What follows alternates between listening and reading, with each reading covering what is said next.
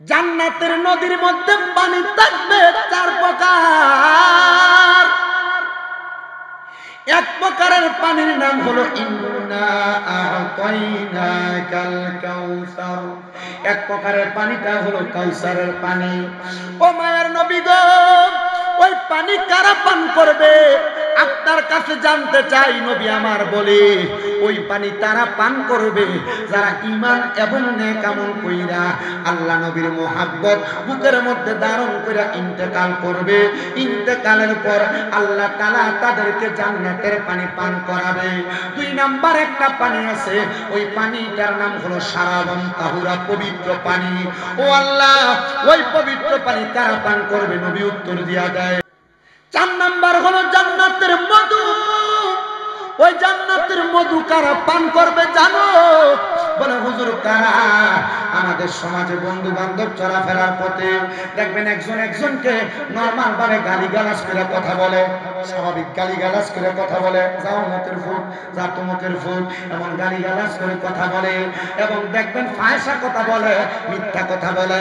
যারা কখনো মিথ্যা কথা বলে নাই, ফায়সা কথা বলে নাই, গালমন্দ করে নাই, তারাই জান্নাতের মধু পান করবে, জান্নাতের মধু। ও মায়ার নবী গো, আপনার কাছে জানতে চাই এদের অবস্থা কেমন? বলে এরা ফাসেক, যারা মিথ্যা কথা বলে, গালমন্দ করে, তারা ফাসেক। আব্বুজি মিথ্যা কথা কইও না রে, গালমন্দ কইও না, এটার কারণে আল্লাহ তাআলার কাছে আটকা পড়ে যাইবা, জিহ্বাটা আগুনের কেশি দিয়া কাটবো। আর যদি গালমন্দ মিথ্যা কথা এগুলা তুমি তোমার কান দিয়া শুনবার লাগা যে জায়গায় গীবত হয় ওই জায়গার মধ্যে বয়া থাকো, মনে রাখবা গরম সীসা গরম করে করে তোমার কান ঢালাই করবো। তো আমরা সমাজে সবচাইতে গীবতের জায়গা যে এটা হলো চায়ের দোকান। এটার মতো গীবতের জায়গা বাংলাদেশের আর কোনো জায়গার ভিতরে নাই। আব্বাদি যখন দেখবা কোনো দোকানের মধ্যে কেউ কারণ নামে গীবত করে, ওই জায়গায় বৈশা থাইকো না, ওইটা চলে আসবা। কারণ এই গীবত যদি তুমি তোমার কান দিয়া শোনো, তোমার কানের মধ্যে গরম সীসা গরম কইরা একবার তরল কইরা তোমার কান ঢালাই করব, বাঁচতে পারবা না রে, বাঁচতে পারবা না।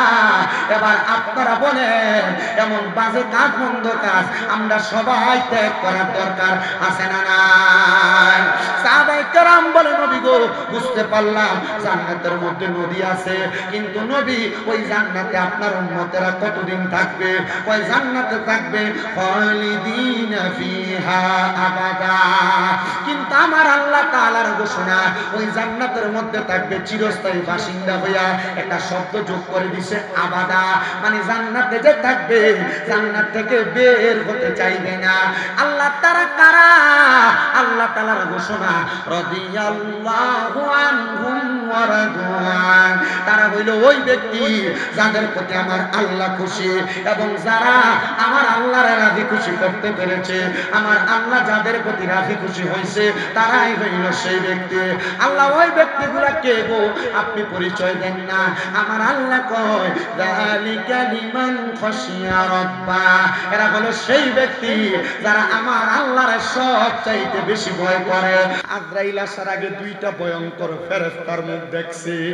হায়রে বাবা, ও নবীর উম্মতের দলেরা, এবার ওই দুইটা ফেরেশতা বান্দার সামনে আসলে, এবার বান্দার রূহ যখন কবজ করতে আজরাইল বান্দার সামনে এসে দাঁড়াবে, ওই বান্দা আজরাইলকে বলার চেষ্টা করবে, রে আজরাইল, আমি মরণের জন্য এখনো প্রস্তুতি গ্রহণ করি নাই।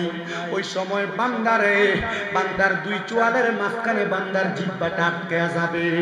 যখন বান্দার সামনে আজরাইল এসে রূহ কবজ করার চেষ্টা করবে, বান্দা আজরাইলের দিকে তাকাইতে তাকাইতে বান্দার চোখগুলা উল্টে যাবে। আজরাইল যখন বান্দার বুকটার মধ্যে হাত দিবে রূহ কবজ করার জন্য, ওই বান্দা ভয়ে বান্দার শাহরগগুলা ঠাস ঠাস করে ছিঁড়ে যাবে। আইরে মুসলমান,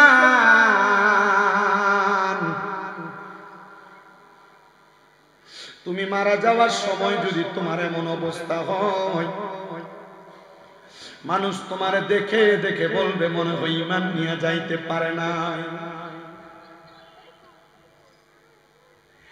আমি যেই দিকের ধারাবাহিক কথা বলতেছি,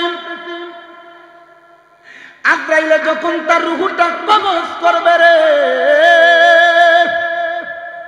তার কাছে মনে হবে একটা জীবিত বকরিকে লটকা দিয়া চামড়াটা জীবিত অবস্থায় টাইনা টাইনা ছিঁড়া ফেললে ওই বকরির যত কষ্ট হয় একটা বেঈমান বেআমল বান্দার তত কষ্ট হয়ে যাবে। সাহাবায়ে কেরাম বলে নবী গো আপনি বলেন না তাইলে ইমানদার মারা যাওয়ার সময় কেমনে কেমনে মরবে? নবী আমার শিখিয়ে দেয় উম্মত, ইমানদার মারা যাওয়ার সময় আজরাইল ফেরেশতা তার সামনে 4 বার আগমন করবে, তার বুকের মধ্যে হাত দিবে, রূহ কবজ করতে পারবে না, ফিরিয়ে দিবে। তার মুখের মধ্যে হাত দিবে, রূহ কবজ করতে পারবে না, ফিরিয়ে দিবে। ডান দিকে হাত দিবে রূহ কবজ করার জন্য, ডান দিক থেকে 2টা ফেরেশতা বলবে আমরা বান্দার মা বাবার খেদমত রূহ কবজ করতে পারবা না, আমরা দিব না। বাম দিকে হামলা করবে, বাম দিকের 2 জন ফেরেশতা বলবে আমরা বান্দার দান এবং সাদকা আমরা বান্দার রূহ কবজ করতে দিব না। ওই সময় বান্দার সামনে যখন আজরাইল ফেরেশতা আসবে, বান্দা কেমনে মরবে? আজরাইল কি বান্দার রূহ কবজ করবে না? বলে করবে কেমনে? বলে বান্দা যখন ওই জায়গার মধ্যে মৃত্যু শয্যায় থাকবে, সাকরাতুল মাউতের বিছানায়, তখন আমার আল্লাহ তাআলার ফেরেশতারা বান্দার সামনে দাঁড়িয়ে থাকবে। বান্দা ইন্তেকালের সময় জবান দিয়ে কালেমা পড়বে, ওই সময় বান্দা রূহ কবজ করবে, বান্দা টের পাবে না। রহমতের নবী বলতেছে ছোট একটা বাচ্চা কান্নাকাটি করলে তার মা যেমন ভাবে মাথার মধ্যে হাত বুলে দিলে ছোট্ট বাচ্চা ঘুমায়া যায়, ইমানদার বান্দা এমন ভাবে ঘুমায়া যাবে মরণের কষ্ট ইমানদার টের পাবে না। ও বন্ধু, আমরা তো ইমানদার বান্দা দাবি করি, আসেন আল্লাহ তাআলা শুকরিয়া আদায় করার লক্ষ্যে ইমানি পাওয়ার জন্য, ইমানি মরণ পাওয়ার জন্য আল্লাহ তাআলার বেশি বেশি শুকরিয়া আদায় করব। তো পাইলাম 5টা নিয়ামত, 6 নাম্বার নিয়ামত হলো কোন বান্দা যদি আল্লাহ তাআলা শুকরিয়া আদায় করে কবরে যায়, কবরে যাওয়ার পর দুনিয়ার মানুষ দেখবে তার কবরটার মধ্যে কোনো কিছু নাই, মাটি, শুধু মাটি। কিন্তু ইমানদার বান্দারা যখন কবরে রাখা হবে, রহমতের 3 জন ফেরেশতা ইমানদার বান্দার কবরের মধ্যে জান্নাতের বিছানা বিছিয়ে দিবে। শুধু জান্নাতের বিছানা বিছিয়ে দিবে না, 7 নাম্বার পুরস্কার, যখন বান্দাটারে কবরের মধ্যে রাখা হবে, ওই কবরে 2 জন ফেরেশতা আগমন করবে, মুনকার নাকির সম্মানিত 2টা ফেরেশতা। ওই ফেরেশতারা আগমন করার সাথে সাথে ফেরেশতারা যখন বান্দার সামনে আসবে, বান্দার সওয়াল জবাব করবে না, কারণ বান্দার চেহারার মধ্যে মনিবের প্রশংসাকারী ইমানের দৌলতের পাওয়ার থাকবে। ইমানের দৌলতের পাওয়ার থাকলে বান্দারে প্রশ্ন করা লাগবে না, বান্দার নূরানি চেহারাই বলে দিবে বান্দা ইমানদার, বান্দা মুমিন, বান্দা আল্লাহ তাআলার শুকরিয়া আদায়কারী বান্দা। এ মুসলমান ইমানদার, এ সিংহাসের আমার আব্বুজিরা মনোযোগ দিয়া শুনো। আরে নবীর উম্মতের দলেরা, বান্দা যখন দুনিয়া থেকে বিদায় হয়ে যাবে, ওই বান্দার কবরের মধ্যে বান্দারে যখন ফেরেশতা প্রশ্ন করবে না, এবার 9 নাম্বার বান্দার একটা পুরস্কার দেওয়া হবে আল্লাহ তাআলা শুকরিয়া আদায় করার কারণে। বান্দা যখন শুকরিয়া আদায় করবে রে, বান্দা শুকরিয়া আদায় করলে বান্দাকে লাওয়ায়ে হামদের পতাকার নিচে একটা জায়গা করে দেওয়া হবে। ও মায়ার নবী গো, ও দয়ার নবী, আপনার কাছে জানতে চাই লাওয়ায়ে হামদের পতাকা দিয়ে লাভটা কি হবে?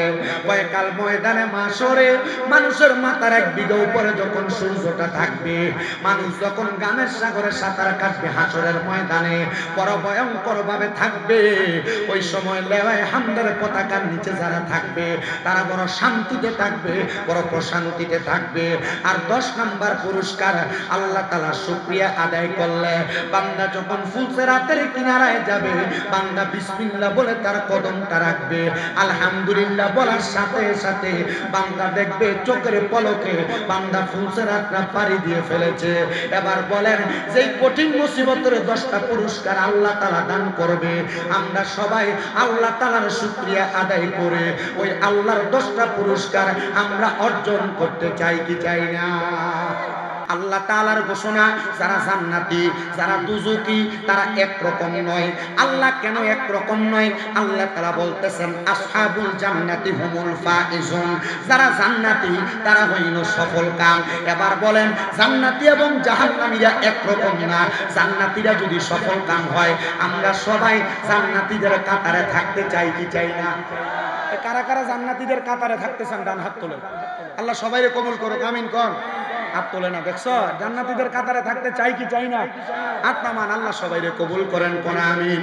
তো জান্নাতীদের দল কোনটা? নবী আমার কয় মা আনা আলাইহি ওয়া আসহাবিহি, যেই পথ আমার পথ, যেই পথ সাহাবায়ে কেরামের পথ, এই পথটা হলো জান্নাতীদের দল। এই পথটার নাম হলো আহলুস সুন্নাত ওয়াল জামাত। এই আহলে সুন্নাত ওয়াল জামাত যদি জান্নাতি দল হয়, তো আমরা তো জান্নাতি হওয়ার জন্য চেষ্টা করা লাগবে। বলে হুজুর কেমনে জান্নাতি হওয়ার চেষ্টা করব? আল্লাহ কোরআনে বলেন ইন্নাল্লাযীনা আমানু ওয়া আমিলুস সালিহাতি উলাইকা হুম খায়রুল বারিয়া। জবান খুলে উচ্চ কণ্ঠে জোরে জোরে পড়েন আল্লাহু আকবার। আমরা কোন কাতারে থাকতে চাই? আস্তে কইছি বুঝছে, এটা আরো বেশি গরম দিন। জান্নাতীদের কাতারে থাকতে চাই। আল্লাহ জান্নাতি কারা গো? আমার আল্লাহ তাআলার ঘোষণা ইন্নাল্লাযীনা, নিশ্চয় যাহারা আমানু ঈমান আনে ওয়া আমিলুস সলিহাত, নেক আমল করে, এই দুইটা কাজ যারা করে আল্লাহ কয় উলাইকা হুম খায়রুল বারিয়া। আল্লাহ তাআলা বলতেছেন উলাইকা হুম খায়রুল বারিয়া, এরা হইল দুনিয়ার সবচাইতে উত্তম মানুষ, এরা হইল দুনিয়ার সবচাইতে ভালো মানুষ। এবার সাহাবায়ে কেরাম আমার নবীজিরে প্রশ্ন করেন, ও মায়ার নবী গো, ও দয়ার নবী গো, আপনার কাছে জানতে চাই তাইলে ভালো মানুষদের অবস্থা কেমন হবে? এরা তো মারা যাবে, এরা মারা যাওয়ার পর আল্লাহ তাআলা এদের জন্য কি ব্যবস্থা করে রাখছেন?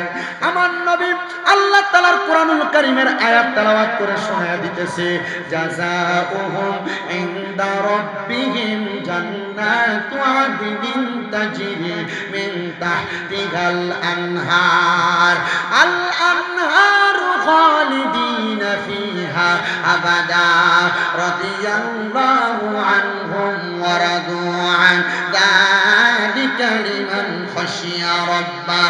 জবান খুলে উচ্চ কণ্ঠে জোরে জোরে কোন আল্লাহু আকবার।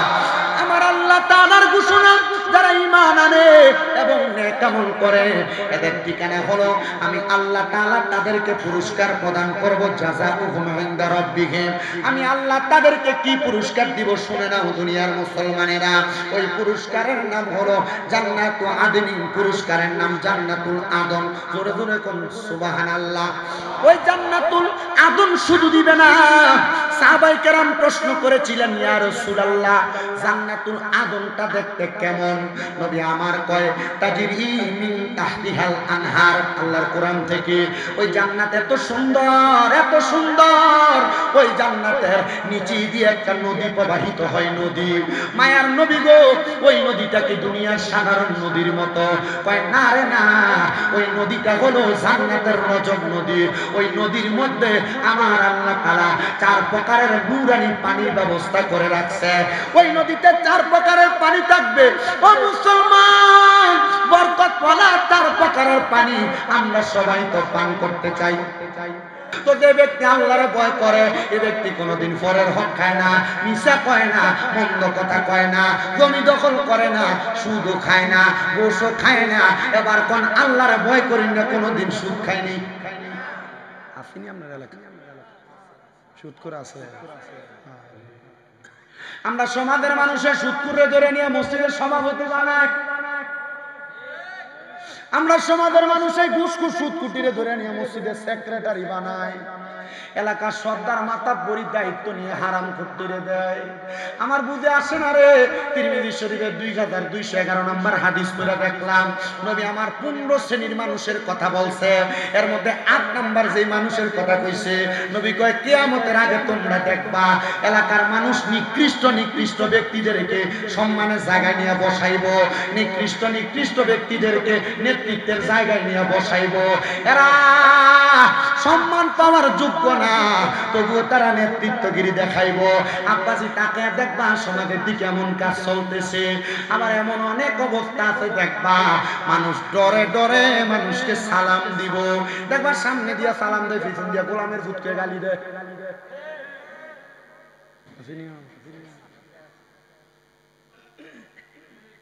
এই সুদখোর, ঘুষখোর, হারামখোর এগুলা সমাজে কমই আছে। সুদখোর অভাব না। আবার বেড়াই তো সুদ খায় না, বাড়ি বাড়ি বেরিয়ে তারা কিস্তির নাম দিয়ে সুদের ব্যবসা করে।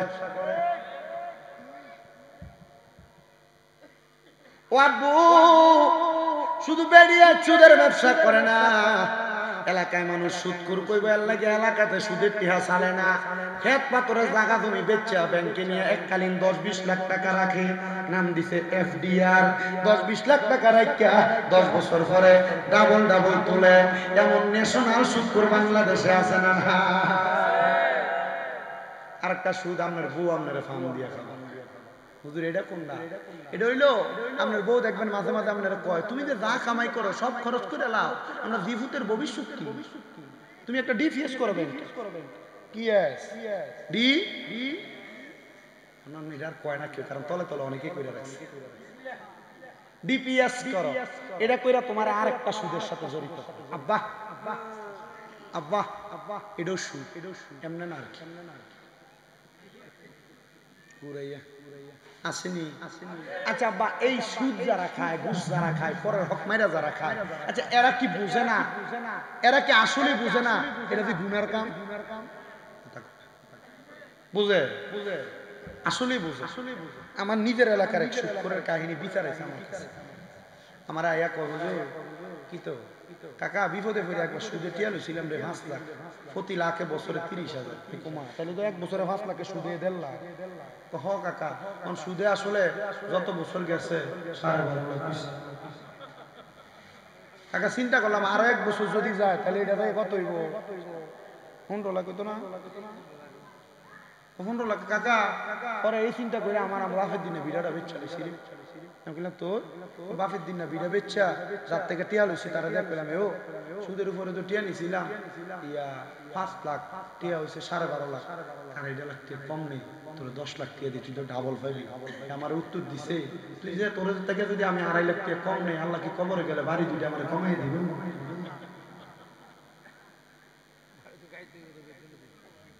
বাড়ি দিয়ে তো খাইতে হইব সুদের শাস্তি, তাহলে সব দিদে।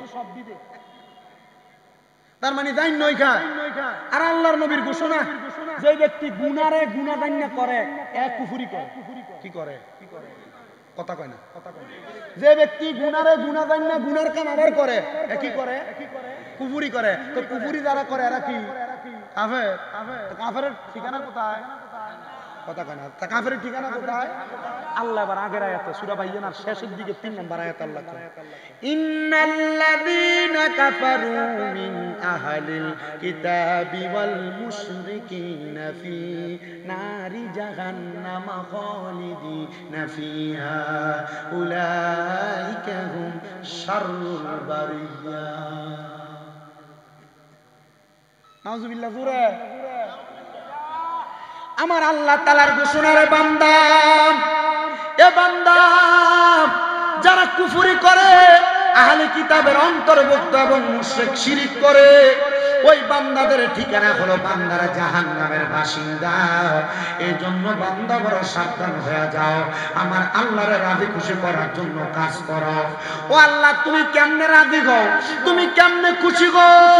আমি আমার ওয়াজের দিকে বারবার মনোনিবেশ করলাম। আল্লাহ রাজি খুশি হয় রিদার রাব্বি ফি রিদাল ওয়ালিদাইন। আমার আল্লাহ খুশি হয় আল্লাহ তাআলার বান্দা যদি তার মা বাবারা সন্তুষ্ট করে, আমার আল্লাহ তার প্রতি খুশি হয়ে যায়। কিন্তু মুসলমান, আমাদের সমাজ এখন মা বাপরে খুশি করার পক্ষে নাই। সন্তান বিবাহ করার পরে এখন সংসার নিয়ে জুদা হয়ে যায়, আলাদা হয়ে যায়। তোমার বউ তোমার কথায় বলে, তোমরা 2-3 ভাই, তুমি কি দেখে তোমার মা বাপরে একা খাওয়াও, তারা কি খাওয়াইতে পারে না? এই কথা শুনে মা বাপরে জুদা করে দেয়। মা বাপ এক সপ্তাহে ঘরে ভাত খায়, আর এক সপ্তাহে ঘরে ভাত খায়। মা বাপরে আলাদা করে দেয়। সকালে এক ঘরে ভাত খায়, দুপুরে এক ঘরে ভাত খায়, রাত্রে এক ঘরে ভাত খায়। আব্বুজি, তোমার কদমে হাত দিয়া বলি গো, যদি কেউ তোমাদের মা বাপরে জুদা করে থাকো, আলাদা করে থাকো, অথবা সংসারের মায়ের মধ্যে কইরা তুমি তোমার মা বাপরে ধমক দিয়া থাকো, বাজে ব্যবহার করে থাকো, দাও তোমার পাও আমার সামনে দাও, আমি সামনে দাদা আমার জিহ্বা দিয়া তোমার পা পরিষ্কার করে দেব। শুধু তুমি ওয়াদা করবা হুজুর, আমি আর কোনোদিন আমার মা বাপের লগে খারাপ ব্যবহার করতাম না। হুজুর, এখান থেকে যাইয়া আমি আমার মা বাবার পা শুয়া শুয়া মাপ চামো। অনেকে চিন্তা করে, হুজুর মাপ চাইলে কি হবে? আম্মা আব্বা কি মাপ করবে? সন্তান মনে রাখবা, মা বাবা যতক্ষণ মাপ না করছে ততক্ষণ মা বাবার পা চাইরো না। কারণ ওই মা বাবার কষ্ট দিয়া নামাজ পড়বা কবুল হবে না, রোজা রাখবা কবুল হবে না, হজ যাকাত দান সদকা কোনো কিছুই কবুল হবে না। এজন্য সবার কাছে আমার আব্বাজিরা, ওই আম্মা আব্বার কাছে মাপ চাইবা, মাপ চাইবা, মাপ চাইবা। অনেকে চিন্তা করে, হুজুর 2 ঈদের সময় আমি আমার মা বাবার পা ছুঁয়া সালামি করি না, মাপ চামো তো দূরের কথা। আরে বাবা, মাপ চাইলে সন্তানের দাম কমে না, ইজ্জত কমে না, সম্মান কমে না। আম্মা আব্বার পায়ে ধরলে সন্তানের দাম বাড়ে, ইজ্জত বাড়ে। আমি তো বলি শুধু মাপ চাওয়া না, মাঝে মাঝে যদি সুযোগ পাও আম্মা আব্বার কদমের মধ্যে চুমা দিবা। হুজুর কেন এই কথা? হুজুর চুমা দিব, হুজুর চুমা দিলে কি হবে রে?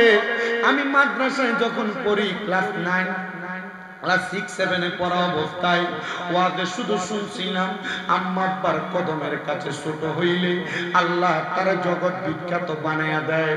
আমি বাড়িতে যাই, আমার ঘুমন্ত মা বাবার পায়ের মধ্যে চুম্বন করেছি। আমি শিরিকের চিন্তা করি নাই, বেদাতের চিন্তা করি নাই। কারণ আমার একটা বিশ্বাস, যেই মায়ের কদমের নিচে জান্নাত, ওই মায়ের পায়ে যদি চুমা দেই, বাবার পায়ে যদি চুমা দেই, আমার গুনাহ হবে না। আমি চুমা দিছি, এরপর থেকে আল্লাহ তাআলা আমি যেই সম্মানের যোগ্য না, তার চাইতে লক্ষ কোটি গুণ সম্মান আমি গুনাহগাররে দান করছি। আমি বলবো, রে সন্তান, তোমার মা তোমার আব্বা বড় কষ্ট করে তোমার মানুষ করছে। আব্বা জান চিরা লুঙ্গি পরছে, চিরা জুতা পরছে, দামি কোনো জামা কাপড় পরে নাই। আব্বা জান ক্ষেতের মধ্যে কাম করছে, রোদের মধ্যে পুইরা, মেঘের মধ্যে ভিজা। তুমি সন্তানরে মানুষের মতো মানুষ করে দিয়া গেছে। এখন তোমার আব্বা জান অন্ধকার কবরে, তুমি তোমার আব্বা জানরে দামি কোনো জামা কাপড় কিনা পরাইতে পারো না। আব্বা জানরে একবার কেমন আছে খবর নিতে পারো না। আরে তোমার কাছে টাকার অভাব নাই, পয়সার অভাব নাই, কিন্তু বাবার বড় অভাব। বাবা জান অন্ধকার কবরে। ও সন্তান, ও সিংহাসের আমার বাবা, ও পর্দার অন্তরালের মা, ওই আম্মা আব্বার অভাব যদি থাকে, আল্লাহ তাআলার কাছে রব্বির হামহুমা কামা রব্বায়ানি সগীরা বইলা দোয়া করবা। চোখের মণিকুটার মধ্যে একটা মাছির মাথা পরিমাণ পানি ছাইরা দিয়া কান্না করবা। ওই পানি মাটিতে পড়ার আগে আমার আল্লাহ তোমার মা বাবার জীবনের গুনাহ মাফ করে দিবে। আইরে সন্তানের দল, মা পাটার মধ্যে ধরে মাপ চাইও। আম্মা আব্বা যতক্ষণ না বলছে তোরে মাফ করে দিছি, ততক্ষণ পর্যন্ত মা বাবার পা চাইরো না। কারণ ওই মা বাবা মাফ না করলে আমার আল্লাহ তোমার মাফ করবে না।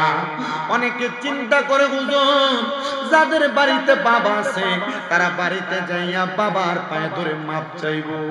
আমার তো আব্বা নাই, আমি কার পায়ে ধরে মাপ চাইবো?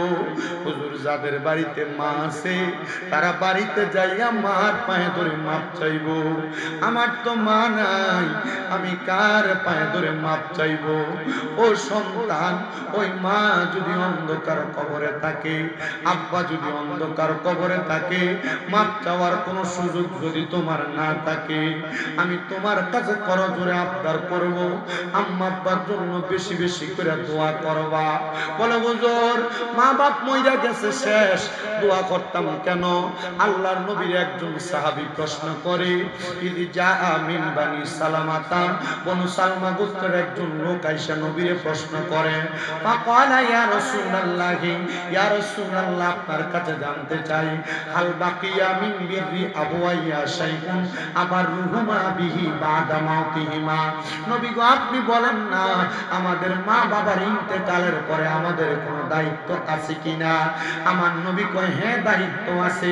এক নাম্বার দায়িত্ব হলো আসসালাতু আলাইহিমা, তোমরা তোমাদের মা বাবার জন্য দোয়া করবা। ও বাবা, দোয়া করলে কেউ যদি বেদাত বলে তাকে তার মতো ছেড়ে দিবেন, ঝগড়া ফাসাদে লিপ্ত হবেন না। আমার নবীজির ঘোষণা, ইদা সাল্লাইতুম আলাল মাইয়িতি ফাখলিসু লাহুদ দুআ, যখন তোমরা মৃত ব্যক্তির জন্য জানাজার সালাত আদায় করো, অতঃপর তোমরা তার জন্য দোয়া করো। দোয়া করা সন্তানের দায়িত্ব, আপনারাও দোয়া করবেন। দোয়া গুনার কাম না রে, গুনার কাম না। দোয়া করা থেকে দূরে তাই কোনা, বেশি বেশি করে দোয়া কইরো।